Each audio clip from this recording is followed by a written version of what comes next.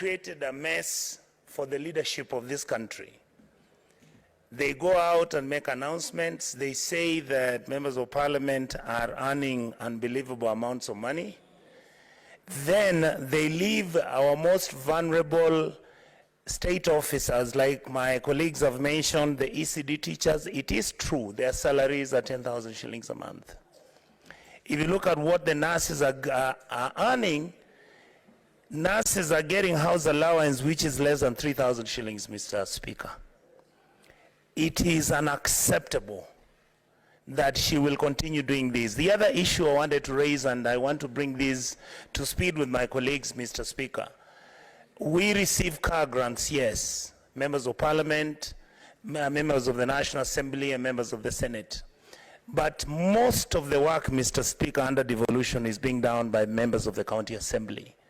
And members of the County Assembly are given 1.5 million shillings, and you know how our roads are, you know how they are managing the ground, and it is impossible for them to do their oversight responsibility, Mr. Speaker. I would like the Delegated Legislation Committee to look at this matter in its whole totality.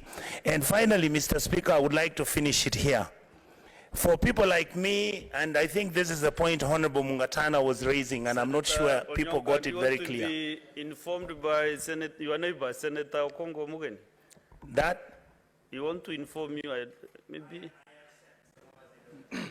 Yeah, Mr. Speaker, I just wanted to inform Senator Onyonka, my neighbor from Kisii, that in fact the amount of money is making reference to the 1.5 million car grant that was meant to assist MCS move around the county.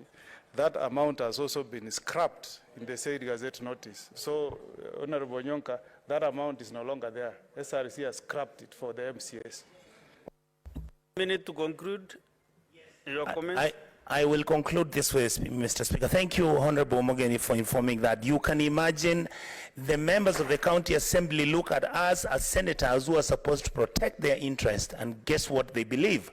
We come and negotiate for ourselves, and we leave them struggling on the ground without anything. Finally, Mr. Speaker, for those members who have been in this House at the National Assembly or at the Senate for more than 3 terms, by her changing my salary, like me who has been here for 5 terms, it means she has unconstitutionally made it impossible for me to accept that. It's just because we have not gone to court, because the international labor practice do not allow for somebody who already had accepted the terms and conditions of their employment to be changed to disadvantage them simply because the conditions have changed according to whatever circumstance.